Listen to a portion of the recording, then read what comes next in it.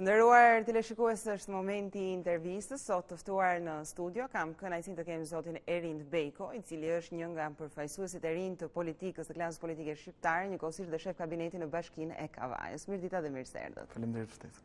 Faleminderit ju që jeni këtu. Kohët e fundit është bërë ditur nga Partia Socialiste se po hartohet një projekt për të fituar votën e të rinjve kryesisht dhe të emigrantëve, le të themi, në zgjedhjet parlamentare të 2013-s, cilat janë pikat kryesore ku do të fokusohet Celia Roz, pikërisht për të marrë votën e të rinjve dhe të emigrantëve. Për të marrë votën e të rinjve dhe emigrantëve, sigurisht i mjafton të shikosh realitetin politik ku noton rinja shqiptare dhe mjafton realitet për të bërë atë program i cili duhet për të zgjidhur ato probleme të mëdha. Sigurisht që hallet e një maturanti janë studimi se ku do vazhdoj shkollën e lartë, duke ditur që këtu ekziston një sistem arsimor ku diploma shiten sikur shiten perime. Sigurisht një student i cili është në mbarim të procesit të arsimit universitar shqetësohet sepse shumë shpejt ka nevojë të dalë në tregun e punës dhe është një treg pune i cili është i kapur në çdo cep të tij nga sistemi nepotik dhe nga sistemi klientelist. Sigurisht që dhe çdo emigrant është i shqetësuar sepse Shqipëria, vendi nga i cili ai ka ikur për arsye ekonomike, sot po shitet. Po i shitet vendeve fqinje, gjithashtu dhe po digjet, teksa po vija në studio tuaja, shikoja me keqare se si po nxirret ty mali dajtit, ndërkohë që kryeministri mbledhjet e qeverisë vazhdon të flet për parajsën dhe për çudirat e tij të përditshme. Në një vend ku nuk fiken zjarret më të malit dhe rikonstruktohen vila dhe bëhen resorte dhe bëhet shtëpia e re e presidentit dhe mbaron karburanti për të hedhur helikopterit turk i cili fik zjarret, sigurisht në këtë vend ka nevojë për një program tjetër, sigurisht në këtë vend ka nevojë për rotacion urgjent politik dhe sigurisht në këtë vend ka nevojë për një njerëz i cili të përfaqësojë Këshillin e Ministrave ndryshe nga mënyra se si po e ke qeverisë Sali Berisha. Kjo është strategjia jonë. Strategjia jonë është, domethënë, politikat për rinin janë punësimi, arsimimi, politikat kryesore.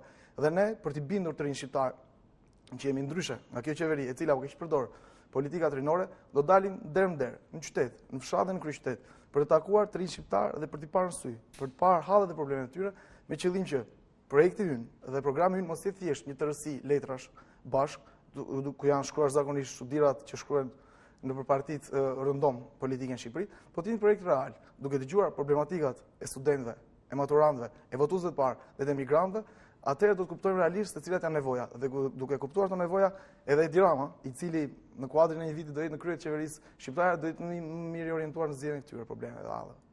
Mendoni se kjo gjë duhet ishte bërë edhe më herët, jo vetëm në prag fushate elektorale?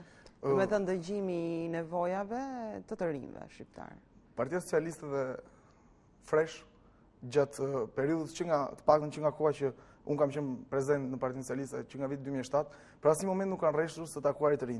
Kam qenë dëshmitar i takimeve në gjithë vendin me student. Kam qenë dëshmitar i takimeve në gjithë vendin me të rinj nga zonat rurale. Kam qenë dëshmitar në të gjithë vendin takimeve me të rinj që kanë qenë votues për herë të parë. Kam qenë në gjithë vendin prezent në takimet me djem dhe vajzat të cilët u bën pjesë e një projekti i cili ishte një risi në politikën rinore shqiptare që quhej Refresh. Dhe më besoni që në asnjë moment nuk kemi ndarë nga rinia, por sot jo më larg se 10 muaj para zgjedhjeve elektorale, ka ardhur koha që ato çka kemi parë dhe çka kemi provuar në ato ture ku kemi takuar të rinj nga Saranda deri në Tropoj, ti materializojmë në mendimet tona të qarta se si do zgjidhim hallet dhe problemet e rinisë shqiptare. Në fakt, edhe kryetari i Partisë Socialiste ka dhënë një rëndësi të madhe forumit Eurosocialist shqiptar, duke sopranominuar edhe Refresh. Pra, ku konsiston ndryshimi thelbësor për të thithur sa më shumë të rinj pranë këtij forumi? Cili është ndryshimi Fresh nga Refresh? Edhe pse kryeministri thotë që jemi në moshën e internetit, moshën e internetit na i ka dhënë teknologjia dhe nuk na i ka dhënë kryeministri, secili nga ne ditë përdor kompjuterin dhe e di se sa e rëndësishme është një refresh në kompjuter. Domethënë, në momentin kur kompjuteri është shumë i ngarkuar, secili nga ne është madje është instinktive që i bën refresh kompjuterit dhe kompjuteri ristartoi fillon nga e para. E njëjta gjë ndodhi edhe me freshin. Mbasi kishim një angazhim total për gjatë afër 5-6 viteve tona në opozitë, forumi kishte nevojë për refresh. Çfarë do të thoshte refresh? Refresh në radhë parë do të thotë decentralizimi i influencës së drejtuesit.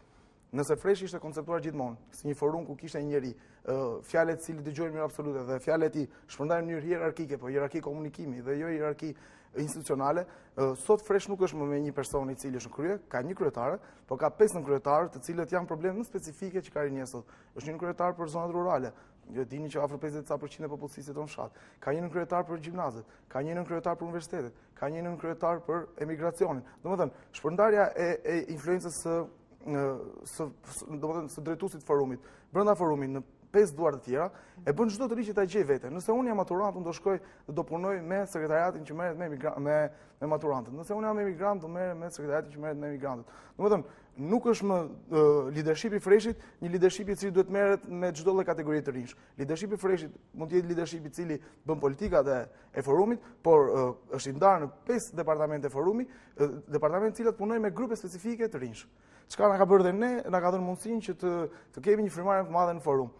Sigurisht deri si e fundit e bërjes së asamblesë kombëtare ku u zgjodhen të rinj më specifik në gjithë Shqipërinë që ishin kryetar Freshi, nuk kryetar Freshi qytet ose të rrethit, domethënë i solli forumit një frym tjetër, sepse në fundit ky forum i cili ishte një tërësi njerëzish, miq e shok që bënin politikë shoqërore në rastin më të mirë dhe miqësoheshin atje, tani u institucionalizua. Do bëj një forum ku mblidhen, ku zgjidhen ca gjëra me konsensus, ku sigurisht ka debate dhe ju garantoj që në çdo mbledhje të asamblesë kombëtare do ketë debate, por që në themel solli një institucionalizim të këtyre të rinjve, institucionalizim i cili na shërben ne të mësohemi se si të komunikojmë me njëri tjetrin, nesër pas nesër kur të jemi edhe në krye të punëve të këtij shteti, sepse ma beso që më shumë se sa Freshi kishte nevojë për refresh, ka nevojë institucionet shqiptare për një refresh të fortë, refresh i cili pritet të ndodhë shumë shpejt. Të rinj shqiptar nuk afrohen me një strukturë, me një forum, le të themi rinor për shkak të idealeve? Nuk duhet ishte ky fokus, le të themi, për të cilën një i ri afrohet dhe do të afrohet me politikën shqiptare, për të gjitha forumet shqiptare që ekzistojnë në vendin tonë. Më lejoni ta nis nga vetja ime përgjigjen e pyetjes shumë të bukur. Personalisht kam hyrë në rrugën e bukur dhe njëkohësisht të vështirë të politikës nga idealet dhe nga asgjë tjetër.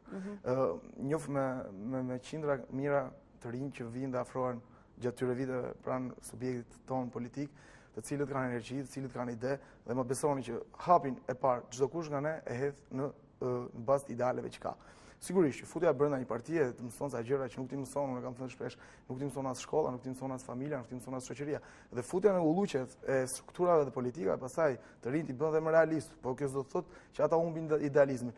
Thjesht fillojnë dhe marrin eksperiencë politike, çka i bën që të jenë pragmatistë, që të jenë gjithmonë në kërkim të fitores dhe të arritjes së qëllimit të tyre individual dhe qëllimit të përbashkët. Por ma besoni që në të gjitha ata njerëz që shikoni një shesh demonstrata, apo një shesh mitingu, apo një shesh takimi, apo një tryezë trumbullakët, apo në çfarë lloj formati politik, në themel të tyre është idealizmi. A do ketë bashkëpunime të forumeve rinore politike në Shqipëri? Janë disa. Është ajo e Partisë Socialiste, është ai i Partisë Socialiste, ai i Lëvizjes Socialiste për Integrim, ai i Partisë Demokratike. Do të ketë bashkëpunim mes gjithë këtyre forumeve? Sepse në fund të fundit, qëllimi përfundimtar është një, që Shqipëria të ecë përpara. Sigurisht, qëllimi fundimtar është që Shqipëria të ecë përpara.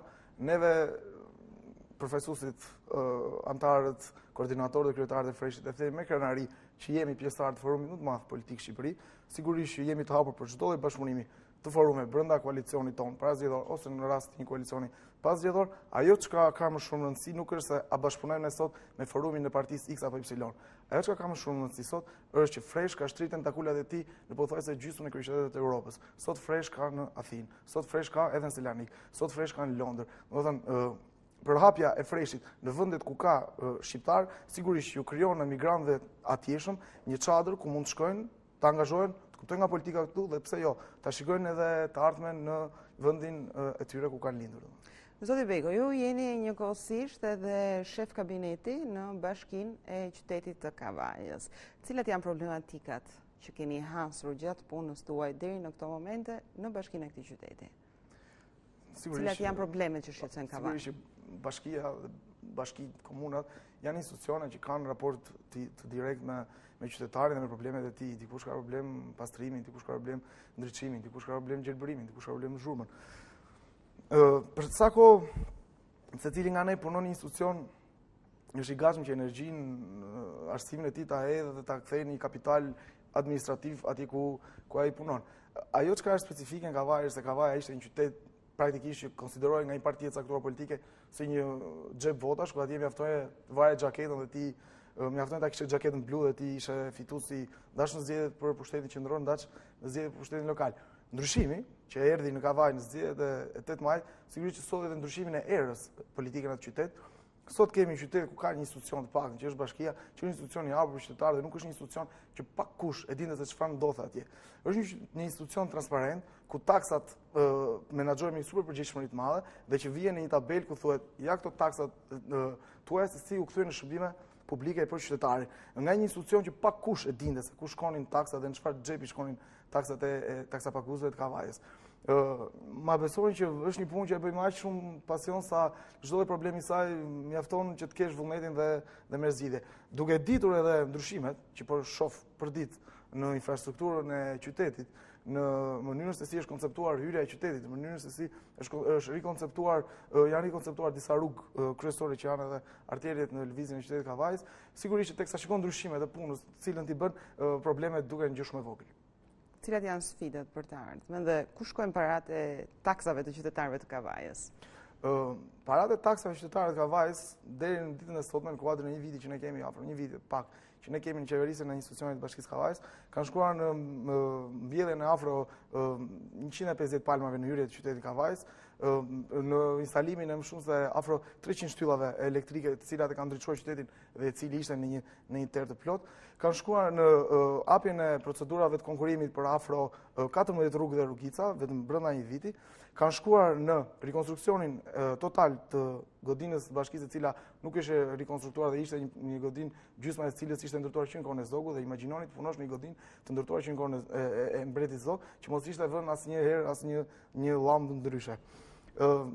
Sigurisht që shkuan edhe në një risi që ne sjellim ditën e hënë në qytetin e Kavajës, ku për herë të parë në historinë e qytetit do luhet një ndeshje në ndriçimin e projektorëve të stadiumit, mbas një këmbgulje të kryetarit të bashkisë në raport me federatën. Të hënën ndeshja Besa Tomori luhet me drita dhe sigurisht që ftojmë edhe televizorin tuaj që të jetë pjesë e këtij eventi, ku sigurisht që pretendohet që stadiumi të jetë i mbushur me tifozë të ekipit Besës. Zoti Bejko, ju urojmë suksese dhe faleminderit që ishit sot në studio. Faleminderit që ishte një kënaqësi për mua.